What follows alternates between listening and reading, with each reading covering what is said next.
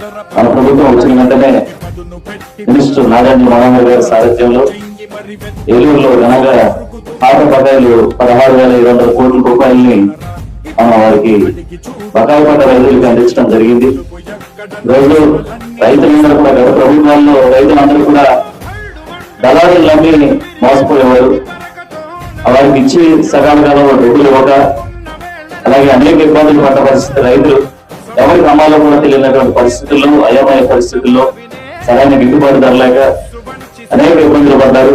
మన ఎన్డీఏ కూటమి వచ్చిన తర్వాత ఏదైతే ధాన్యం కొనుగోలు కేంద్రాలు ఏర్పాటు చేసి అందులో ధాన్యం తక్కువైనా సరే తడిసున్న ధాన్యాన్ని కూడా తీసుకొని సరైన గిట్టుబాటు ధర ఇచ్చి 24 గంటలు టైం పెట్టారు.